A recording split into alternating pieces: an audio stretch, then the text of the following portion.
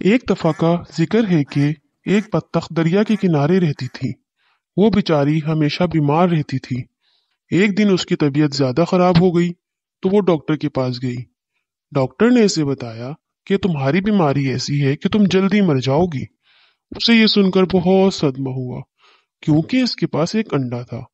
اسے ڈر تھا کہ اگر میں مر گئی تو اس انڈے کا کیا ہوگا، جس میں سے جلد ہی بچہ نکلنے والا تھا، اور پھر اس بچے کو کون سنبھالے گا۔ لہٰذا وہ اپنے سب دوستوں کے پاس گئی جو جنگل میں رہتے تھے۔ اس نے اپنے دوستوں کو اپنی ساری کہانی سنائی، لیکن انہوں نے مدد سے انکار کر دیا۔ بطخ نے ان کی کافی منتیں کی کہ خدا کے لیے تم لوگ میرے مرنے کے بعد میرے بچے کو اپنے پاس رکھ لینا، لیکن کسی نے اس کی بات نہ مانی۔ بطخ بیچاری کیا کرتی؟ اس کے ذہن میں خیال آیا، کیوں نہ میں بھائی مرغے کے پاس جاؤں، وہ ضرور میری مدد کرے گا۔ لہٰذا وہ مرغے کے پاس گئی اور اسے سارا قصہ سنایا۔ مرغ بھائی، آپ میرے بچوں کے ماموں جیسے ہو، پلیز آپ ہی میرے بچے کو اپنے پاس رکھ لینا۔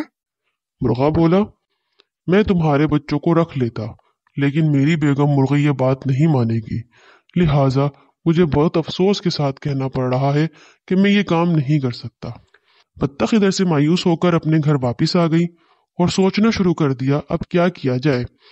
اچانک اس کے ذہن میں ایک ترکیب آئی کہ کیوں نہ وہ چپکے سے اپنا انڈا مرغی کے انڈوں میں رکھ آئے، اور اس نے موقع ڈھونڈ کر یہ کام انجام دے دیا اور خود جا کر ایک درخت کے کنارے بیٹھ گئی۔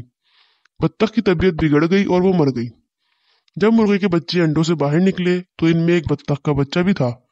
مرغا سب جان گیا تھا کہ بطخ اپنا انڈا آنکھ بچا کر مرغی کے بچوں کے ساتھ رکھ گئی ہے، لیکن اس نے مرغی کو بتانا مناسب نہ سمجھا۔ مرغی نے کافی شور شرابہ کیا کہ میرے بچوں کے ساتھ بطخ کا بچہ نہیں رہے گا۔ مرغے نے اسے کافی سمجھایا، لیکن مرغی نے اس کا کہنا نہیں مانا اور اپنے بچوں کو بھی منع کر دیا کہ بطخ کے بچے سے کسی کو بات نہیں کرنی ہے۔ سب نے مرغی کی بات مان لی، لیکن دو چوزوں نے اپنی ماں کی بات نہ مانی، اور وہ جو خود کھاتے تھے اپنے ساتھ اس بطخ کے بچوں کو بھی کھلاتے تھے۔ مرغی کو بطخ کے بچے سے سخت نفرت تھی، وہ اسے دیکھنا بھی پسند نہیں کرتی تھی۔ ایک دن مرغی کے ذہن میں ایک خیال آیا کہ ہم سب مل کر دریا کی سیر کو جائیں گے، سب واپس آ جائیں گے اور بطخ کے بچے کو وہیں چھوڑ آئیں گے، اس طرح اس سے جان چھوٹ جائے گی۔ وہ لوگ سیر کو نکلے۔ وہاں پہنچتے ہی ایک چوزا دریا کے کنارے چلا گیا، اس کا پیر پھسل گیا اور وہ ڈوبنے لگا۔ یہ دیکھ کر مرغی زور زور سے چلانے لگی، ارے بچاؤ، ارے بچاؤ میرے بچوں کو۔